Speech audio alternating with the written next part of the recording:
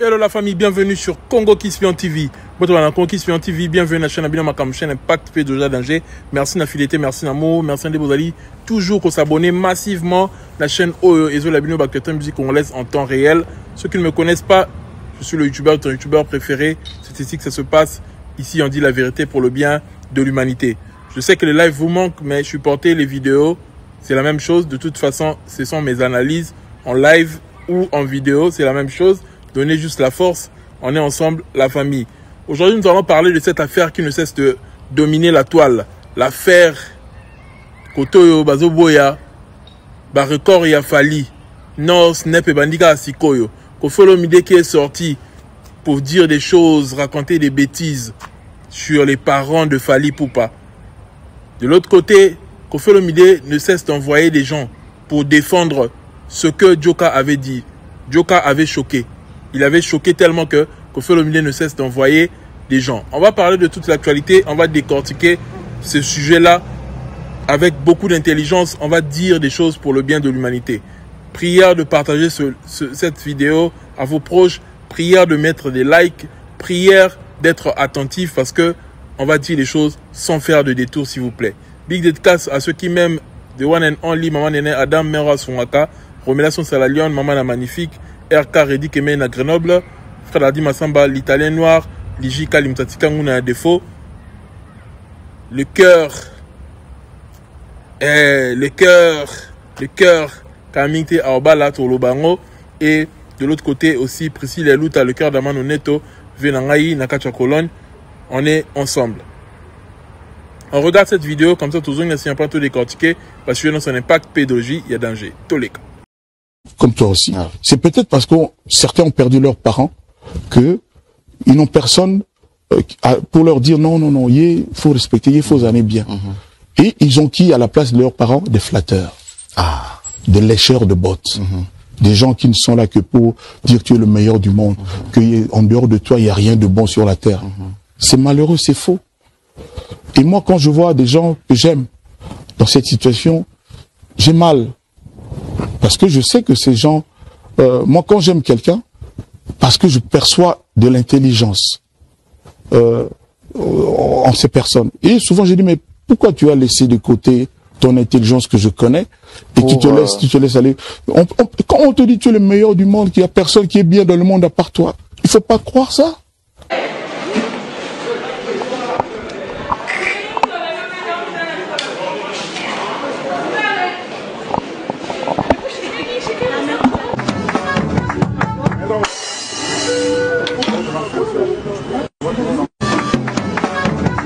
Alors, comme ça, M. Koffi Olomide n'a toujours pas retenu la leçon. Je le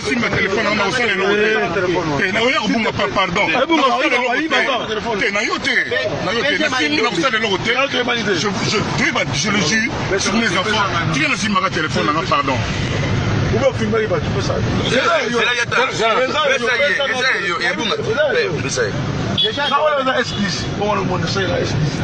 D'artiste africain numéro 1, je voudrais rappeler ce qui s'est passé brièvement dans les 12 derniers mois. Un Olympia qui était sold out puisqu'il y avait autant de personnes dehors qu'à l'intérieur, suivi par un Zénith lui aussi sold out. Le 19 février 2000. Donc après l'Olympia, après le Zénith, Koffi à Bercy. Ensuite, on ne sait pas, le Stade de France. Oui. Donc pour la première fois, et pour la dernière fois, je remets un disque d'or à Koffi.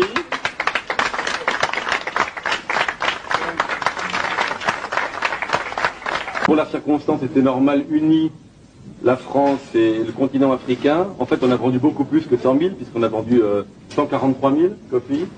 Aujourd'hui, enfin la semaine dernière, maintenant c'est probablement plus. Je dis c'est pour la première fois et la dernière fois, car je n'ai plus jamais l'intention d'offrir des disques d'or à Koffi. Non pas parce qu'il va les signer chez un concurrent, bien sûr que non, jamais Koffi ne ferait ça. Sa fidélité à Sonodisc et à moi-même est totale, mais parce que je serais extrêmement triste si le prochain disque que je lui offre n'est pas un disque de platine. Jour J-2 pour le concert qui va écrire encore l'histoire de la musique congolaise. Fally Ipupa ne s'arrête pas. À la machine, et moteur n'a pas été moteur est tellement actif que Azo continue comme ça à prouesse. Après avoir fait le plus grand festival afro-urbain d'Europe, Afro Nation, Fally Ipupa nous emmène maintenant dans les arénas, la suite des arénas. Fally Ipupa, après U-Arena, après ING, OVO, etc. Azo continue comme ça la suite, il y a Arena. Ah si, c'est la vision Arena et c'est ce que nous avons toujours attendu depuis la nuit des temps. On voulait que la réussite de Fally soit telle qu'elle est aujourd'hui. Parce que Fally Ipupa a sali musique tokos ou ezali musique pour en retoucher couche mususu. Et couche mususu n'est tout le monde un artiste qui va évoluer en France, va évoluer en Nini. Ça va tourner dans toute la France. On a attendu depuis 2017 que Fally Ipupa a comme un niveau. Et aujourd'hui, en 2024, Fally Ipupa a ça la tournée en France. Alors ça la à Paris, t'es né, monsieur congolais sur la soupe à Paris. Sur la Lyon, la ville, Moussoussou, la bête en Banganda, la place Moro et Mickey. Mais Fally Ipupa a signé Barena na province. C'est un exploit que nous devons dire. Concert Wana et Ozala tellement magnifique parce que Fally Ipupa a comment resala ba show, a comprenant professionnalisme, comment faire un concert, comment gérer le public, comment se tenir sur le podium, comment emballer son public. Ayebi Biloko Wana. Il emmène tellement de choses nouvelles, Marambouassi, quand la musique a Congo que tu vas comprendre te. Aza tellement en avance, tu vas tika en sima. Tu vas la que concert faisara à l'ancienne. Ozo yemba yomoko, public et van nango ezota la yokaka. Te, concert esengara communion, concert esengara beauté. Na mona batu ba kumisa festival à faire beta so nini. Ezoka musangai, et là que congolais a comprendre mtende ni ba show ezalaka. Fally Ipupa a komi ko sa ba show na niveau na ba norme o esengara au niveau international. Alors ça lango bien. Azo yemba, abina na public et puis ma ramener ça chronométré. Bah la tête bah mi tout na te ba question to betanze muni ma ramener kende. Ça coule comme de l'eau. Donc to la concert wana il y a le 6 comme ça tu as aussi l'analyse. Il fallait aussi un vrai concert oyo et ils ont un impact. Le concert naie ils ont un concert oyo et kotikala pour de vrai. Kotikala raté na nenga communauté congolaise mais le concert oyo ko impacté. Botalara ndenge danse wana créé à sikandenge commis challenge sur les réseaux sociaux. Ça veut dire que l'artiste il est en train de travailler, il est en train d'innover, de créer de nouvelles chorégraphies. L'artiste il est en train de travailler. Ce n'est pas pour rien que Batoubarot se relaye en haut sur les réseaux. Aujourd'hui, il faudrait qu'on dise la vérité pour le bien de l'humanité. Tout sur la culture na biso. Batoubarot se peut amener na alternance d'été. Problème est il y a alternance. Problème wana est dans tous les domaines na Congo, surtout na politique. Ba vieux depuis bakanga place bango kaka. Et domaine wana politique est impacté par domaine nyonso, même na musique. Lelo bakamunyo so ba jeune ba sala lelo batwa linga kondima yango te. Ba lingite to loba ke Fally Ipupa asali boye azongisi boye. Soki ka bolobi ke Fally Ipupa zui disque d'or, o te ba mikolo bazwango déjà. Fally Ipupa asali o ba mikolo basala yango déjà. Donc to loba nini Fally donc aye na carrière na asali eloko te to loba na tibongo. C'est ça le problème.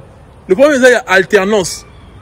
Namikili nyonso bandimaka yango que non Maradona existe qui. Mais toi à l'époque il y a Messi.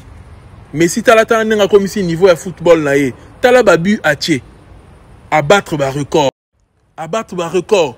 Et ko battre record et la qui cité que Maramunyo so ba vieux o ba sala liboso na yo ezali néant. Non non non non non. Bango baliser chemin ba tienze là pour ba tumusu ba roleka plus tard. Mais mutu oyo a fongola ranzela a kosa la maramu peut-être ndambu mais batu o bayaka après ba sala maramu koleka ye parce que musala est dans mon côté batu ba tchaki no ba fondement ya rumba musala na bango zaki na ko imposer style wana na monde ba ye ba rumba mais quand même batu ba ye ko sala relais parce que musique est un relais batu ba ye ko sala relais en parlant de Fally Ipupa aye sikoko kozwa musique place bien comme ça quand mukimba e ba que musique mo na Congo ba betaka rumba ba betaka ndombolo mais Fally Ipupa parce que aye amemi ngo lisusu plus loin et c'est cette reconnaissance là qui manque aux Congolais. Congolais ni qu'on dit que fallait pour amener musique on a sous plus loin à commission on a niveau il y a ba label il y a minene à commission on a niveau que et comme on a ba certification partout dans le monde fallait pour comme artiste on a le plus streamé artiste francophone oyo azo bangisa et c'est ça c'est une vérité à une époque moi que et là époque difficile bah tu vois époque à l'époque époque comment facile Nathalie Popo Mukelenge époque à l'élo par réseaux sociaux ezali internet est facilité marambo belé etc mais même l'époque à l'élo marambo là difficile internet est facilité marambo d'un côté mais et comme ici marambo peu difficile parce que à l'époque tu faisais qui na bulle na biso na ba congolais tu là yo kaka même musicien tu faisais qui na bulle na biso mais l'élo musicien ma ba robetanze mouné na Côte d'Ivoire coup du marathon bah moi yo ça succès na kin parce que bah tu vas la nombre trace bah tu vas la chaîne à Libanda numérique le YouTube etc de proposer bah nzembo ebele bah nzembo muso za sponsorisé au compte dans la Facebook bo nzembo on a Facebook to Instagram nzembo moro bo ekoti donc makambu échanger et comme toujours difficile et ça difficile pour l'artiste au percer le parce que bah album ego bima on a Nigeria mais et ça le succès tellement que il y a eu la Congo et yo qualité. Donc, bâti recours ça que les lots maramoudé c'est comme facile. Oui, à l'époque maramoudé qui peut faciliter parce que sans les réseaux pour faire traverser musique et qui peut passer. Oui, to boité. Mais les lots maramoudé toujours difficile et comme ils sont plus compliqués ils sont parce que la proposition de la musique est comme ébélé. À l'époque c'était le Congo seulement. Mais les lots Nigérian bazali et Nigérian va comprendre le réseautage na niveau moral licolo. Bon, on a que ne baozo mikolo baozo subiti award te bako mikanda kanda. Lelo industrie ba pesi ce qu'on passe par ba sud-africain. Vous voyez un peu. Donc lelo makambe comme compliqué. Est-ce que ba pesi biso chance biso ba congolais. Tant ba fongoli porte ba sud-africain mais ba porte ba congolais a toujours ya okangama. Bazo exposer biso te na niveau moral licolo sur le plan BT Award par exemple. Donc musique est là toujours compétition moral et makasi est là toujours difficile. Mais on a quand même un Fally qui est en train de se battre pour percer toujours, pour représenter la musique francophone si ce n'est la musique congolaise. Et ça, c'est une fierté. Il faut tout le bayango tout haut. Dire des choses que, oh non, bazo lingaba effacer histoire, il y a tout haut, basala liboso, histoire échange à kate, etc. Mouta changer histoire azate. On respecte tous ces vieux-là. Mouta changer histoire azate. Mais il faudrait aussi reconnaître la nouvelle génération, reconnaître les prouesses de Fally. Dire qu'à l'époque, il y a que 2000, tu as 2000, il fallait 40 000, tu as 40 000 et l'équipe 2000 à l'époque. Non, au 2000 et l'équipe 40 000, et les kango. Pourquoi? Parce que vieux à l'époque, à un certain moment, maintenant, on a percé sous thé. Ni maintenant qu'on empêche bango. Dès qu'on fait bêta qui Bercy, ni un peu qui est azon à sous na Bercy. Il y a qui dit ma vision. Papa m'a qui est parti loin. Bozongi seka ba krab ba kangi ba zongi se na nenga Congo. Avant sa mort à Koufa na succès o bana na ngote. Parce que musique congolaise, musique congolaise ba na ko réfléchir na nenga ya ki ghetto, ba qui tellement local. Mais on a eu un artiste qui a compris l'industrie, qui a compris les choses qui comment ça se passe à l'extérieur du pays et puis a imposé style Nabiso à l'international. Et ça est le remora sikat. Voilà beaucoup le bangote. De bon di manion so ya bavia kala mais makambu o ya sika o fala zo sala bo linga net bo camoufler ngo net bo banaliser ngo eza banalité. Eza makambu ya minene il faut to lo ba yango keza makambu sika. Fallait pas ko ça lo ka ba vieux na beti nga Bercy na suki na nga wana. Mais pourquoi vous continuez à exceller? Et là, il y a ma vision. Ni a pas empêcher les vieux, les combattants, mais avant les combattants. Pour les bébés, ça la mine n'était. Et ça, il y a vision, il y a s'entourer, il y a nini oyo lingi. Fally, c'est quelqu'un qui allait percer le bilango Montana. Façon de déjà, façon de réfléchir, vision de déjà que mutumo il fallait comme à niveau A comme il est là. Et Koffi Olomide, il faudrait qu'on le dise tout haut, Koffi Olomide n'a pas digéré ce que Djoka a dit. C'est pas parce que Djoka a menti, non. Il y a la vérité. Mais le problème, c'est que Koffi Olomide ne supporte pas l'élévation de Fally. Koffi Olomide n'arrive pas à supporter que Bacha Fali Likolo na ye. Koffi Olomide ne supporte pas que Bacha Fali Likolo na ye. Ya lingi Bacha Fali na se na ye. Et pourtant Fali a fait mieux que lui. C'est ça le vrai problème. Si comme ko lukanini bobi misaba archive, bo ça la tapage sur les réseaux. Moi je vais vous expliquer un truc. Mettez-moi mes likes s'il vous plaît, l'heure de la vérité est arrivée. Vous savez pourquoi Koffi Olomide lelo a commandé la machine na ye. Batu oyo batakela kaye Fali, batu oyo ya futaka. Toyebi ba Prince Bakali, ba Papa Rolls, etc. Toyebi bango, ba era. Mais pourquoi a-t-il ba era na ba Papa Rolls ba répondre au Joka? Parce que ayebi kelingez en a impact. Joka a mutu o viva qui n'époque wana. Malin qu'il est, rusé qu'il est, alors que son tiki Joka à répondre tiki ba Papa Rolls ba répondre Joka, ils avaient un impact parce que époque au Joka zaki bango ba qui non a impact. D'où il fallait que Zongi Sabatu o bakufa. Donc Fali est en train de ressusciter les morts. Bato bakufa, il fallait que Zongi Sabango pour la crédible makamba oloba. Et puis madèche que ça crédible. Yango ba Zongi si Popa Mukelenge, yango ba Zongi si Yves Kambala. Bato ba lalaki na bango déjà. Et ba lamuki parce que ba comprendre que faut bango nde mutu bazala face ya Joka po bazaki na même époque. Il y a Joka a nyokola bango parce que Joka ça a succès koleka bango. Ça c'est une vérité. Joka a nyokola bango en termes des émissions réussies, en termes de buzz, de succès. Aleka bango. Biso zaki n'est pas quoi to yebi. To yebi. Aleka bango. Et lelo marambu ya sold out. Na laksi bino vidéo ba bimisi vidéo ndenge mundela solo ba ke ko fait sold out et Fali te mtu aya nango et l'Obama de ya terme wana. Mais quand Joka n'a pas dit que terme là ils allaient jamais prononcer na musique. À l'obit que terme là ils allaient jamais prononcer. Mais l'obit plutôt que mutu oyo a tie jargon wana, tie mot wana na jargon na biso congolais. Mais tant qu'on fait le media ça sold out. Est-ce qu'on commence à parler de sold out à chaque concert après? Pendant le Bélangote, au concert on avait un concert à guichet fermé Ezaki à la mode. Mais quand Fali a lundi ça, il a enchaîné des sold out. Et comment est-ce que tu défies, il y a un musicien congolais, il y a un concert en anglais sold out. Et comme il a la luxe, mon roboy, il a dit que il existe à rater. Non, il existe à rater. Mais ça que Fali pour pas à côté de la jargon na biso. Et comme Kolobama Mingi. Et le quoi Grammy Award. Bon, sûr qu'avant Fali, tu es battu Grammy Award et existe à rater. Mais le fait que Falazo Kendekuna et comme Iskoyo, des films il y a Congolais. Le coup la Beach Award. Et comme il est défi Nabiso que non, faut Beach Award, Boenabo. C'est parce que Fali a commis Tiango à la mode. À Tiango à la mode. Même Kofi qui dit que Naïla ba Congolais Arena. Est-ce que tu es baraté Arena? Tu es baraté Arena existe. Tu es baraté Combo Anate. Tu es baraté. Mais quand il dit que Naïla ba Congolais Arena, c'est parce que Asali Asala arena na ye a Charadat arena na ye va ticket camarade a comment ko le belango na émission ebele et ça dit que batum sous peut pas découvrir yango a bête la rango tolo. Voyez un peu. Mais ça c'est que yem doit créer ou à fabriquer moana non.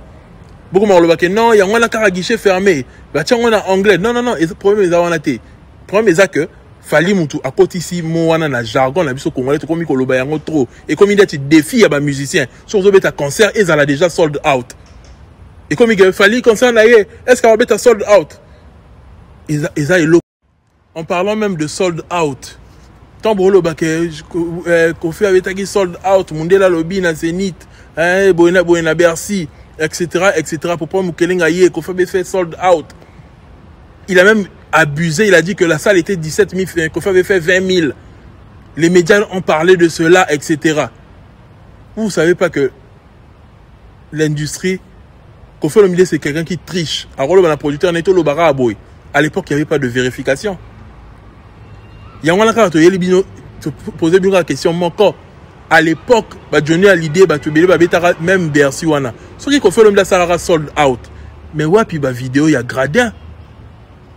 Nde batu bazaki na gradin nde to mona ba concert ba Johnny a l'idée ya batu nyonso wapi ba vidéo ya gradin ezate Mais on va expliquer un truc. Au coquille peut que ça la sold out selon configuration na yo. Ce qui par exemple, ça les a il y a 20 000, yo jusqu'à configuration il y a 10 000. Et que aussi ici 10 000 billets. Au coloba que ça les sold out. Par rapport à la configuration na yo. Mais fallait pour parce que à ça il y a capacité maximale. Capacité maximale au monde là que non ça est sous tant de personnes. Fallait ça sur sold out wana. Et ça différent. Bon comparer un hôtel. Bon comparer un hôtel. À ça les sold out wana bête capacité maximale plus que ba vieux nyonso. Et ça tout le monde le sait. Qu'il fallait bête capacité à Bercy, il y a mouné ne collé ba vieux wana. Ça tout le monde le sait, même les images le prouvent. Les images nous prouvent que fallait pour ça les concert à Mounene. On a montré la salle, l'icolo, bah tiens on va filmer, on a n'enga l'icolo. C'est pas la même chose dans les Bercy, Zalara, il y a JB, il y a Kofi. Tout y est bien gros. Mais qu'est-ce qui fait que vos oeufs au salle débat est stérile, c'est un niveau haut. Et pourtant nous tous nous connaissons la vérité, la vraie version des faits. Nous savons que Fally Ipupa a fait le plus grand Bercy. Qui ne le sait pas? Tous nous le savons. Que c'est Fally qui a fait le plus grand Bercy. Mais bon, l'ingisco net beau camoufler vérité, tout et l'obamate, et so bimsa Fally net à l'équipe à vieux. Mais non.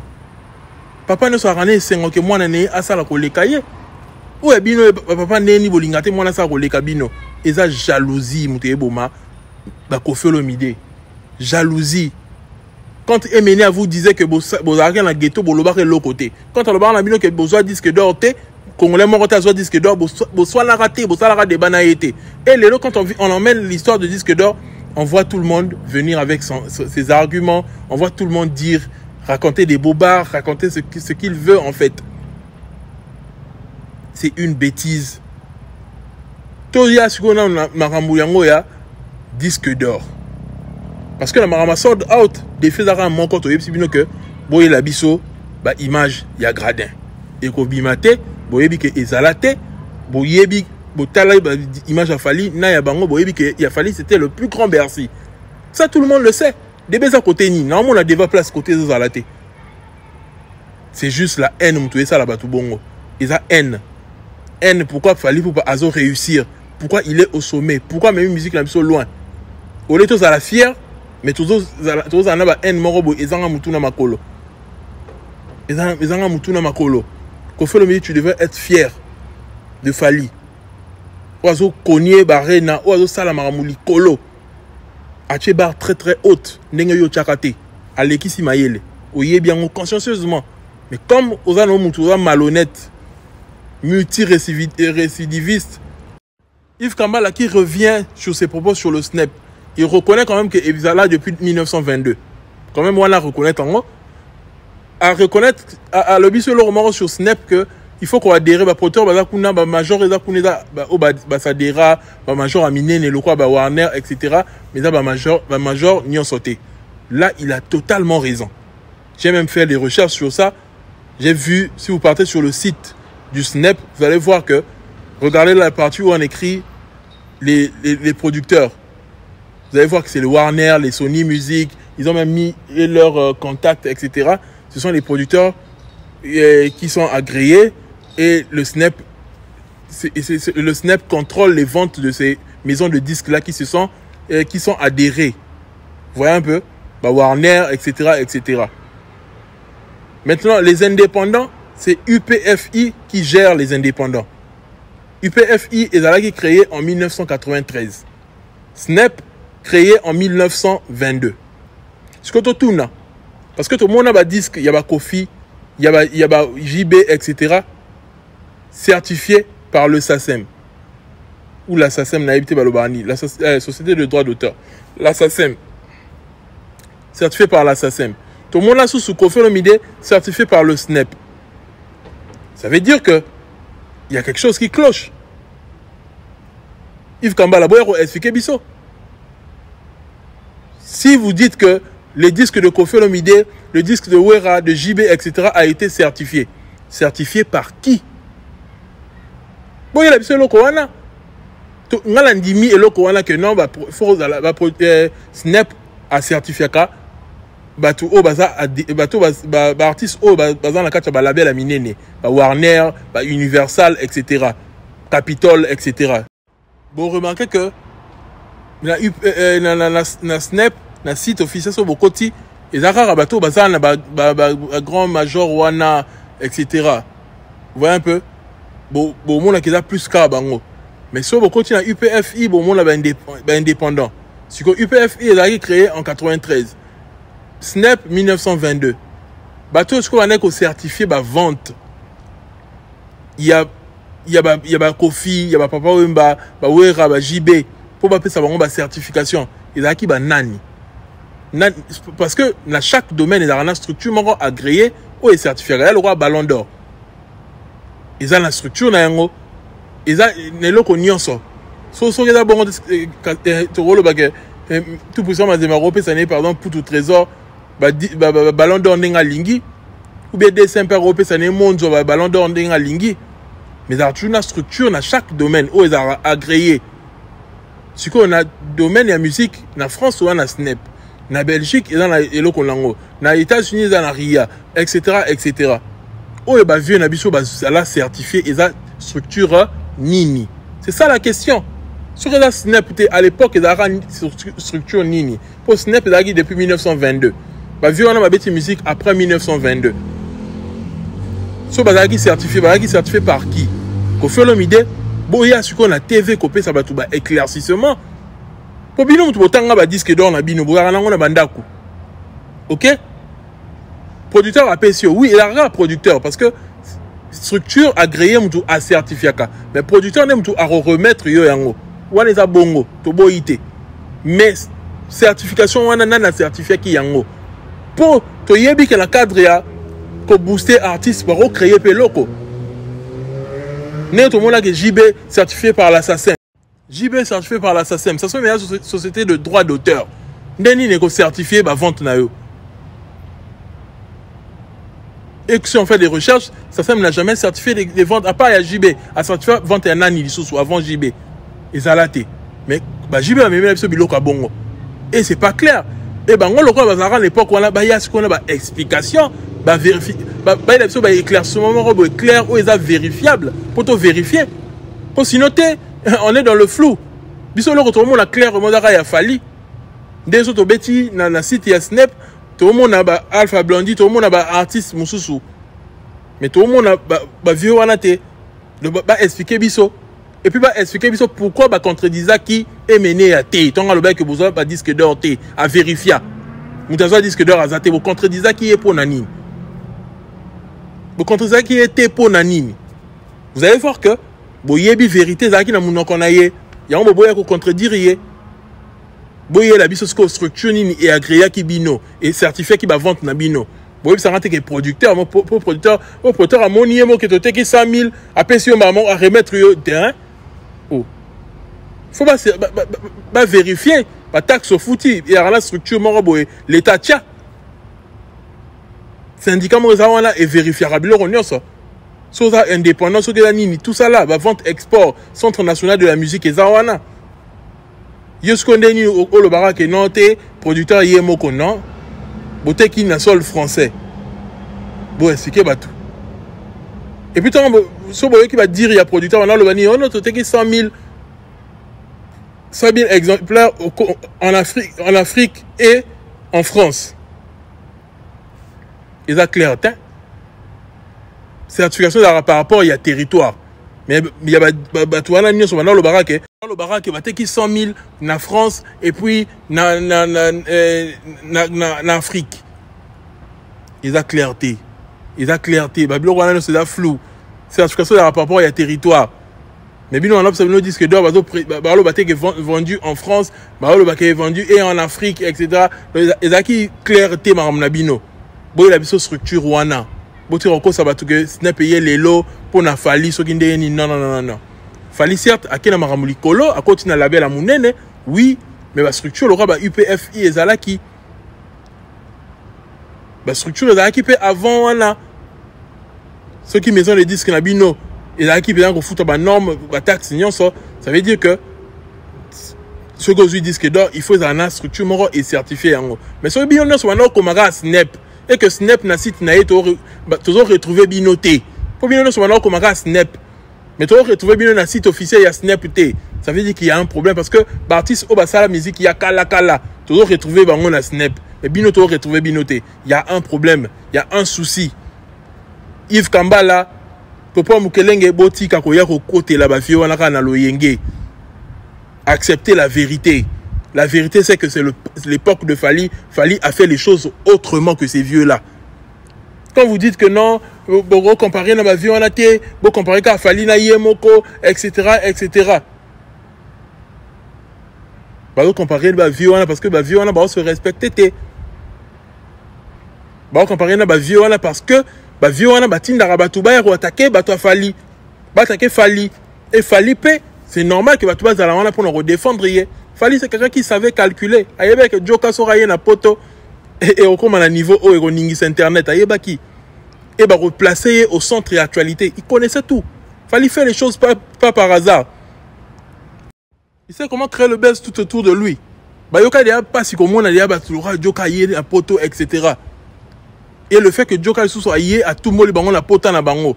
Poto na bango ça que balinga que Fally pas placer les colons na bango. Mais toi réfléchir nano. Dans le code sociologique na biso to yebi que Lutumba Simaro c'est le poète, c'est quelqu'un qui a fait des chansons, azana ba poésie au biso yebi par exemple na nenga ba congolais so ba yebi so que l'inzana libonga na langi, il a quelque chose d'exceptionnel. So ba yebi so par exemple que taba lia kana singa na mulai ya singa na ye. Ya ba biloko oyo et ça nous parle en tant que Congolais. Tu comprends la lingala. Mais Moutoulora un étranger. On va expliquer que poésie wana eleki ba poésie o ayoki na médé. Pour Mikolo to mo ande ba to ça challenge ya 100e dossier. Ba étranger, ba tanzanien, ba nini. Mutabongo so expliquer que non Lutumba a sala ba poésie ko leka Fally. On dit melaote, mutabongo on dit misende nini. On dit melaote parce que yazo mo na Fally makambazo yo kapa Fally za danger pour naie.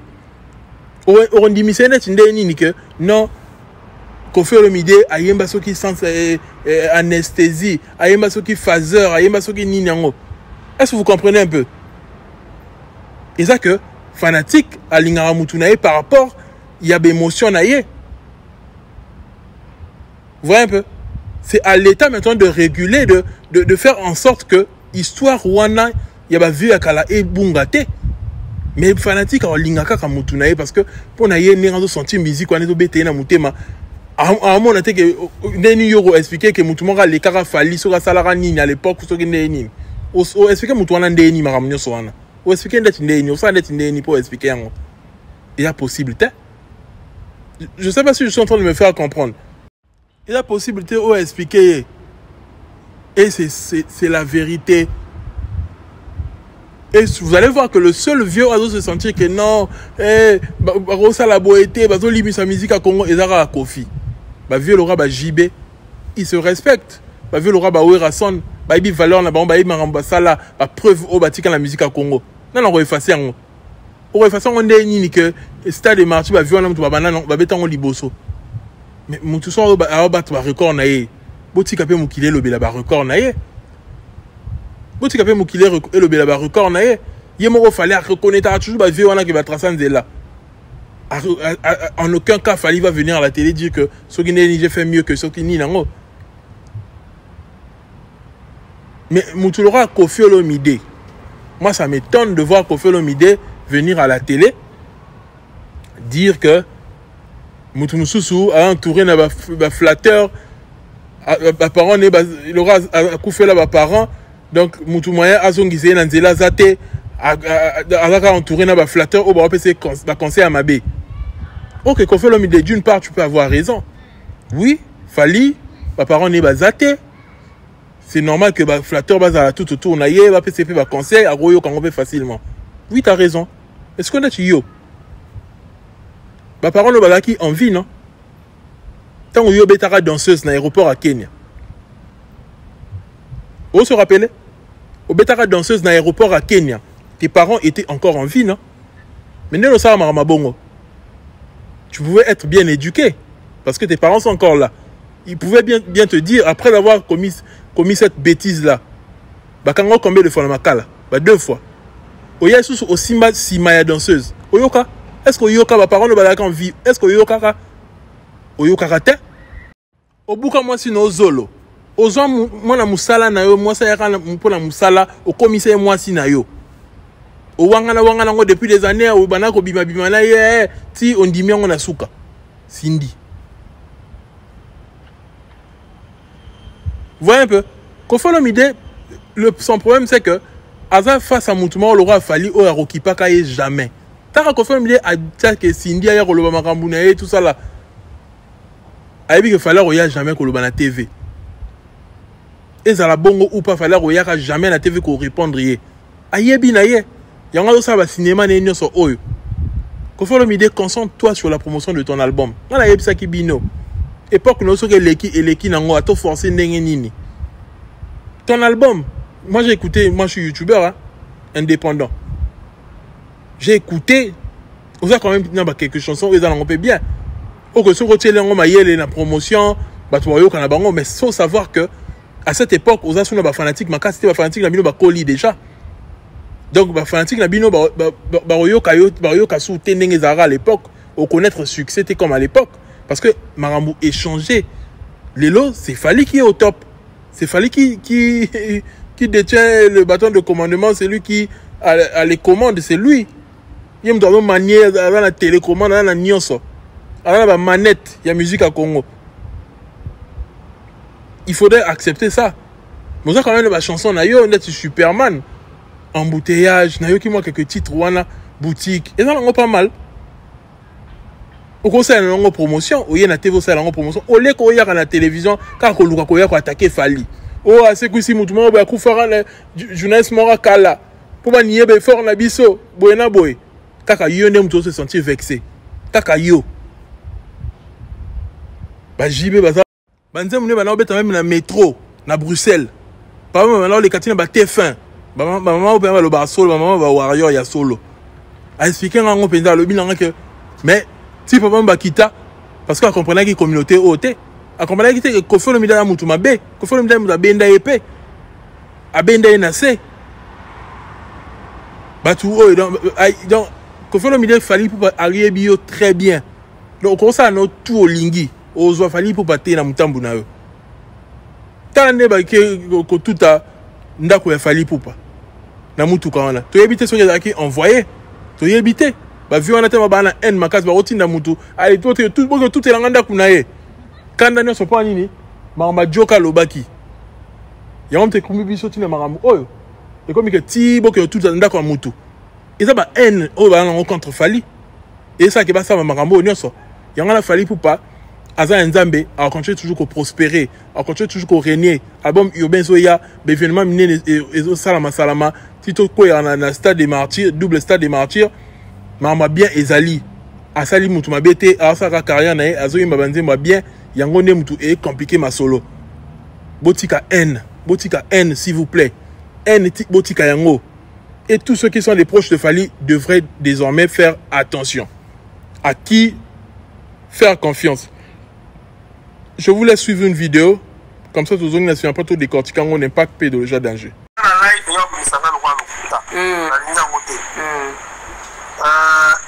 Grâce à Ekoya, on va dire ma grâce. Bon, Bando, on a grâce à mon père. On a bien accouché mascotte. Mascotte est bien dans la téléphone. Après, on a place dans un hôtel. Aux années, c'est la grâce. Ah, ça va maintenant tout caser dans un hôtel, c'est pas de l'eau, on va détruire la paille. Ah, grâce à mon mobile, il y a un qui mascotte. Au cas de mascotte, ils ont une heure déjà. Je vous informe que mon père a sauté. C'était à 2 heures du matin. Ok. À mon avis sauté. Mascotte n'est pas solo l'inaïe. Là, j'ai donné à Béninaïe. Donc, mascotte à Kati, a dit que la bacane de les gens. Jimmy, Azana, grâce. J'ai rien à vivre version Anna, à Béninaïe. Donc ça veut dire que ça a 10 heures, Mamouti, Panzani. La campagne.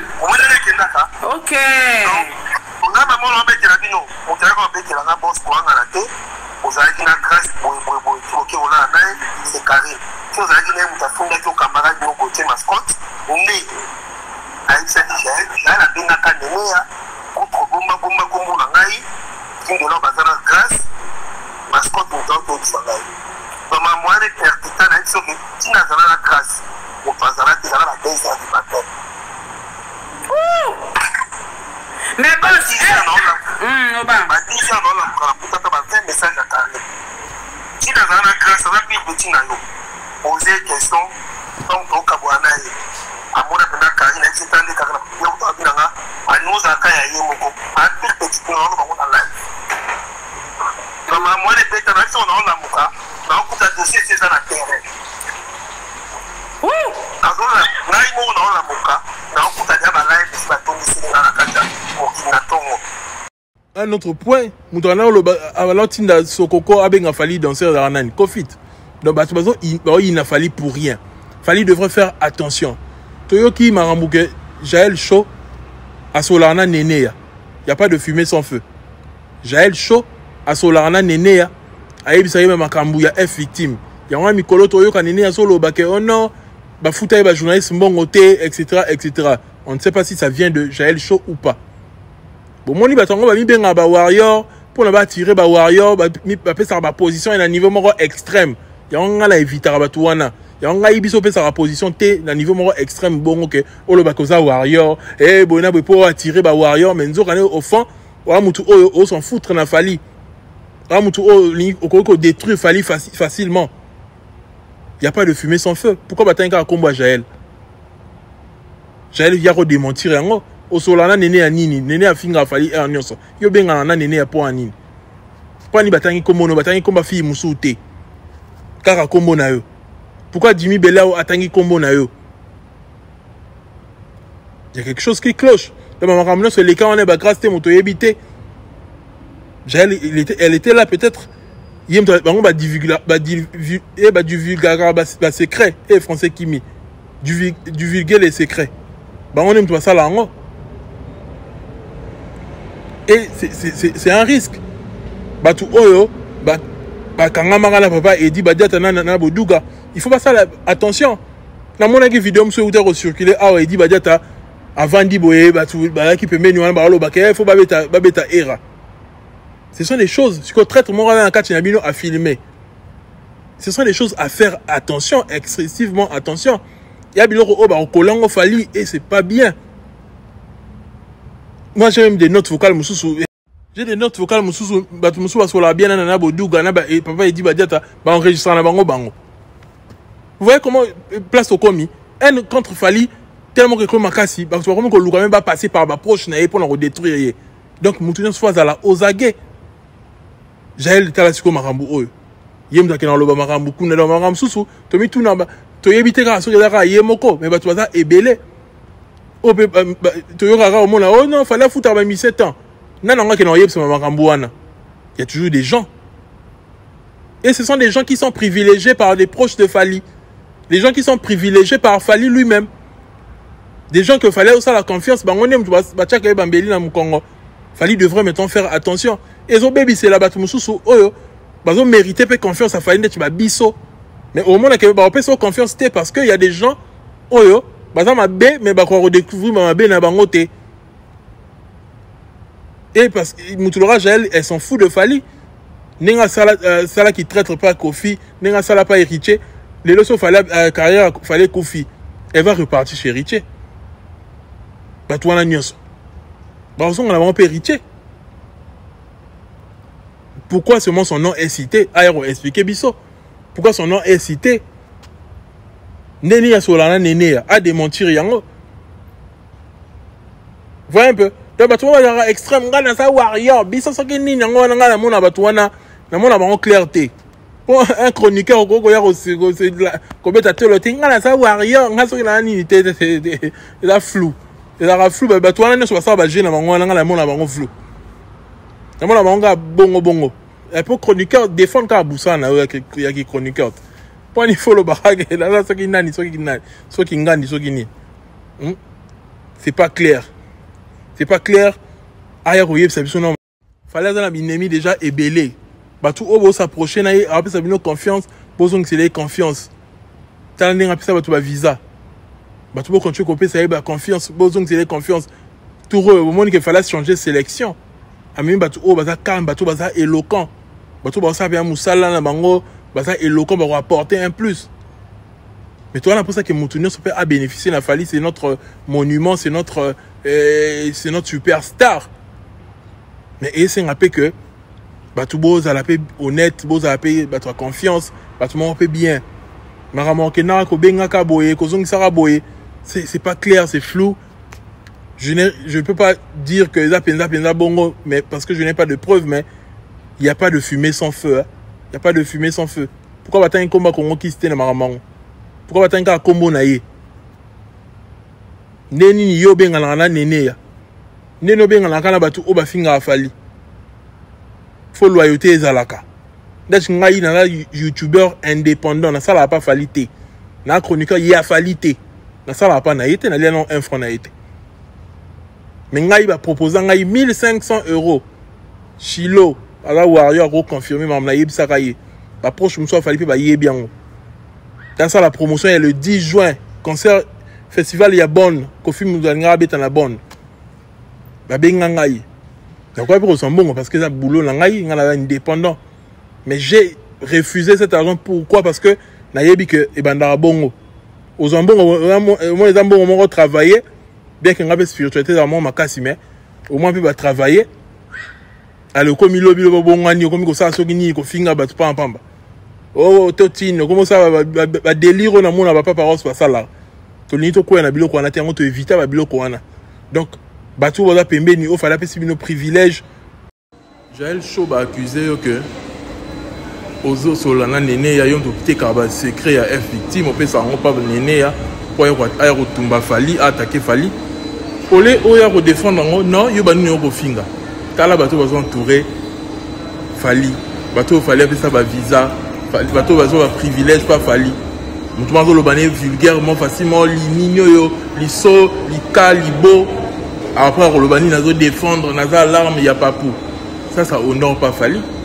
Il y a un là c'est bien la sélection tour Fali pour même bateau bazan a une tête par rapport à la sélection tour et l'équipe il y a des gens qui sont entrés là bateau moi voyez promotion la bango za go finga promotion la bango benga bateau ba peka solo il y a on va benga en promotion c'est nul. Mais biso yebi qu'il fallait avoir une image de marque. Ceux qui ont bon côté, ceux qui qu'il fallait avoir une image de marque, dans ces cas-là, n'endé moro na ba artiste congolais nyonso. Tout le bongo. C'est du n'importe quoi. Fallait faire dans batu oh baza intègre baza la pemé naie. Et non batu boy. Go finga tu vois. Oza moi si le bifo bala. Oza moi si donc yo promotion na donc analyse bien bossa la rezate. Car go finga ni nino. C'est bête. Batabongo faut faire la musique. Pemé n'a été. C'est des bêtises. Batabongo va traître facilement parce que bala vulgaire. On t'aura vulgaire, on aura traître facilement. Vulgarité niveau haut. Na yo qui sort maintenant on entend la bilo rabo batinenga lien. Nathalie na lobi mais non mais c'est quoi ça? Fait rigoler na empirement qui on a naé babandi lisusu. Oh non, à salaki live naé streaming 25 000 personnes en ligne.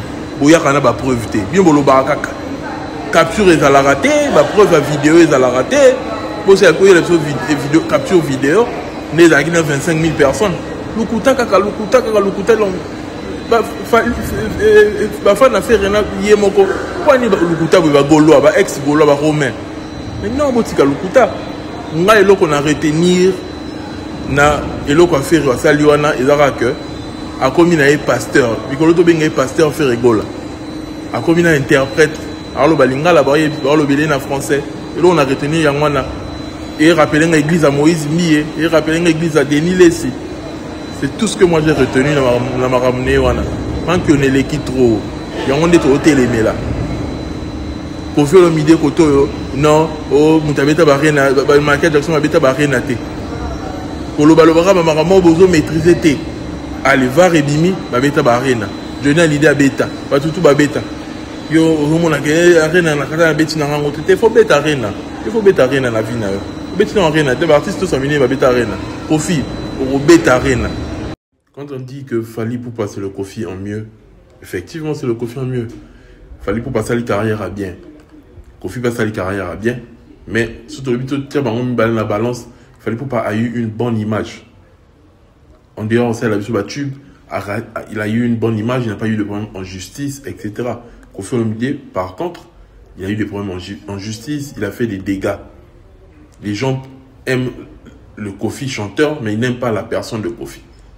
Parce que Kofi Olomide, il a fait du sale. Il a un casier judiciaire sale. Mais ce n'est pas le cas avec Fally. Donc c'est pourquoi on dit de Fally, c'est le Kofi en mieux. Mais tout le monde dit que Kofi a été, Didi Son c'est moi en mieux. Cindy c'est moi en mieux. Fally c'est toi en mieux. Parce qu'il vient de chez toi. Il y a un moment qui est en mode de télé, là. Parce que Ferrego là, capture de quand on a rentré la bino, a sali 2500 vues. Donc, tu vas qui 2500 en live, mais tu vas dire solo, non, il y a qui 25 000. Donc, toujours dans l'exagération. Au bêtis ça, là, 6 000, sur 7 000, non, à bêtis 14 000, 15 000, 13 000. Donc, toujours dans l'exagération. Biloko o et Boma musique à Congo à l'époque. Lokuta, exagéré, maman, il y a Lokuta où ils ont honoré bissoté. Et Biloko, on a mis sur le vélo, ils ont la répercussion. Il y a une répercussion dans l'impact. Ils ont Boma musique. Kokosa. On a gagné ton abonnement pour se soulager. On va comprendre. J'accepte 25 000 nabino pour se soulager, pour se consoler par rapport à un disque d'or certifié. Et le roi pour nabino certification en Wana, pour ça là 25 000 en ligne dans streaming. Bon, à chacun sa certification alors. Pour se consoler à ta. Tout le monde est ni. Pour se consoler. Voilà. Mais tout y est bien le kuta, manquiona. Car la victimisation. Ridiculiser aux linga là, traduire en français le roi en église, mais non. Pourquoi tout ça? Donc respecter bien le bas linga là va traduire. Yango yo sali. Alors que il faudrait apprendre la langue française. Pourquoi? Parce que pour être international, il faudrait comprendre aussi cette langue. On voit même Fally en train de faire des efforts pour parler anglais. Alors, il faut quand même un effort. Bien que Fally anglais non est vandité, mais quand même, il faut des efforts à passer l'étape pour nous apprendre une nouvelle langue. Il faut qu'on la porte ferrée. Tout ça, ça fait partie de la vision. Quand on a la vision, tous les artistes locaux, quand on a nos artistes locaux, on a la vision, Batuno Basiliki. Bon, monter, faire un artiste international. Boina boy. Vision des commissaires plus grand. Et là, raté qu'il est congolais, va tchakaye, baka likolo, ça là, vision na yo, créativité na yo, innovation, tout ça là, et au commissaire grand. Actuellement, on parle de toi. C'est le moment de profiter ou apprendre Marame Belé. C'est le moment de travailler sur la vision. Moi, dernière minute à carrière, notre monde a oui, de colosso, il y a zonga à la dernière minute. Moi, dernière minute à carrière, nayo, pour qu'on me mon colo. Aux autres, moi, chance, peut-être, moi, la belle mort à et accepté, major à mener. Et ça, le bien. Et puis, le rôle au combina Charles Tabou bien, Botika la bien. Pour M. Zawana. Et là, sacrifice, il y a percé à l'international. Il faut accepter le manager, faut accepter qu'on fout à bango, faut accepter qu'on dépense. Tout ça là. C'est important. Bon, là, qui s'appelle Loyauté Nabino. C'était tout pour moi, ton youtubeur préféré. Si tu as aimé, abonne-toi, active la cloche de notification. On est ensemble. Paix sur vous. Partage ce live, partage cette vidéo. On est ensemble.